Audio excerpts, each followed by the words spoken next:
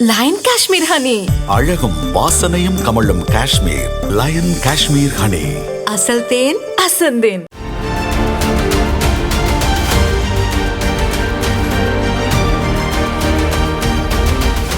Hello friends, வணக்கம்.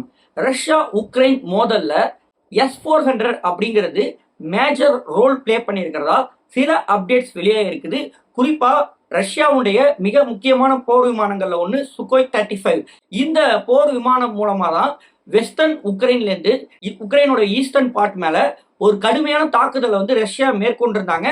Ukraine தரப்புல பார்த்தோம்னா பெரும்பாலான யூரோப்பிய ஒன்றியத்தில் இருக்கக்கூடிய நாடுகள் தயாரிக்கப்பட்ட ஏவுகணைகளாக இருக்கட்டும், அதே மாதிரி அமெரிக்காவுடைய மிக முக்கியமான பேட்ரியோட்ங்கிற மிசைல், அந்த மிசைலை அவங்க மறுபடியும் சர்வதேச அளவில் பெருமைப்படுத்தி பல தகவல்களை அமெரிக்கா வெளியிட்டு இருந்தாங்க. இந்த ஒரு மிசைலுக்கு இந்த S-400ங்கிறது மேஜர் த்ரெட்டை ஏற்படுத்தியிருக்கு. குறிப்பா S-400 பொறுத்த வரைக்கும் இந்தியாவில் 4 இடங்கள்ல பயன்பாட்டில் இருக்கு. நம்மளும் ஒரு முக்கியமான வான் பாதுகாப்பு சாதனமா S-400 தான் பார்க்குறோம். இங்க இந்தியாவில் நம்ம எப்படி S-400 பிளஸ் ரஃபேல் மூலமா நம்ம தாக்குதல் நடத்துவோம். ரஃபேலுக்கான பாதுகாப்பை S-400 வழங்கும். அதாவது ரஃபேல் மேல எதிரினுடைய ஏவுகணைகள் தாக்க வரும் பட்சத்தில் அதை நம்மளுடைய S-400 தாக்கி அளிக்கும். இதே மெத்தடை தான் ரஷ்யா பயன்படுத்தியிருக்காங்க. S-400 அப்படிங்கிறது உக்ரைனுக்கு மேஜர் த்ரெட்டா பார்க்கப்படுது.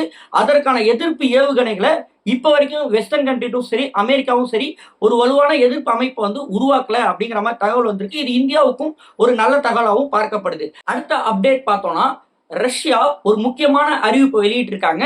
இந்தியா அவங்க கிட்ட இருந்து இறக்குமதி செய்யக்கூடிய கச்சா எண்ணெய் விலைக்கு 5% தள்ளுபடியை அறிவிச்சிருக்காங்க.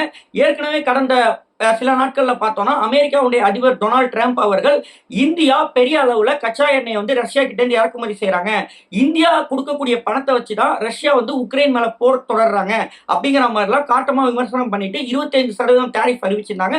ஸோ இந்த நிலையில தான் கச்சா எண்ணெய் இறக்குமதிக்கு இந்தியாவிற்கு இந்த சலுகை ரஷ்யா கொடுத்திருக்காங்க. மேலும் ஒரு சில தகவல்கள் என்ன வெளியாயிருக்குன்னா, இந்தியா அமெரிக்காவுக்கு பொருட்கள் ஏற்றுமதி செய்யறதுல ஏதாவது சிக்கல் ஏற்படும் பட்சத்துல அந்த பொருட்களை ரஷ்ய சந்தையில மாத்துறதுக்கான வாய்ப்புகளும் அதிகமா இருக்குங்கிற மாதிரி சொல்லப்படுது. மற்றொரு அப்டேட் பார்த்தோம்னா, இங்க இந்தியாவில் அக்னி 5 ஏவுகணைங்கிறது வெற்றிகரமா DRDO சோதனை செஞ்சிருக்காங்க. இந்தியாவில் இருக்கக்கூடிய ஏவுகணை அமைப்புகள்லயே மிக முக்கியமான ஏவுகணை அமைப்பு அக்னி 5.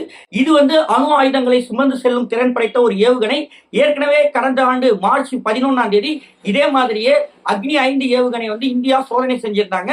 அந்த ஒரு சோதனையில பார்த்தோம்னா MIRVன்னு சொல்லுவாங்க, ஒரு ஏவுகணை பல இடங்கள்ல தாக்குதல் நடத்துறதுக்கான ஒரு முயற்சி இந்தியா வெற்றிகரமா செஞ்சிருந்தாங்க.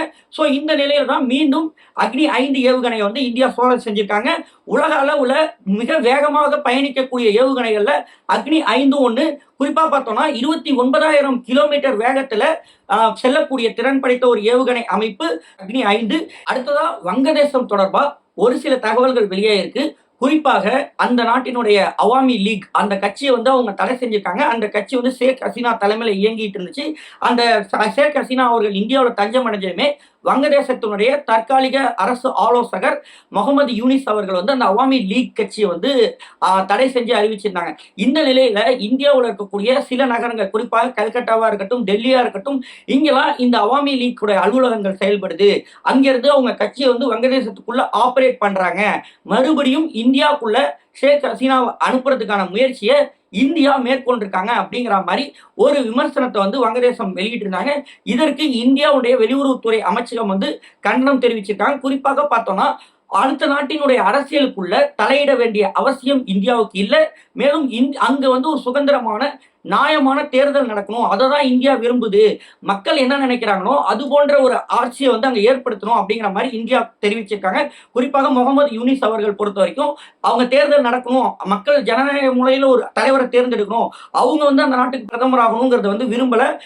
அந்த தேர்தல் நடத்தாமலேயே அரசு ஆலோசகர்ங்கிற பேர்லயே தொடர்ந்து அங்க அந்த அதிகாரம் செலுத்தணும் அப்படிங்கிற மனநிலையில தான் இருக்காங்க. ஸோ இந்தியா அவங்களுக்கு ஒரு பதிலடியும் சொல்லியிருக்காங்க, நீங்க தேர்தல் நடத்துங்க, அதன் மூலமா ஒரு தலைவரை தேர்ந்தெடுங்க, அதுக்கப்புறம் நீங்க ஆட்சி அமைங்க அப்படிங்கிற மாதிரியான ஒரு தகவலை இந்தியா வெளியிட்டிருக்காங்க. ஸோ இதான் இந்த ஒரு பதிவில் நான் சொல்ல வந்த விஷயம். தேங்க்யூ ஃபார் வாட்சிங். ஜெய்ஹிந்த்.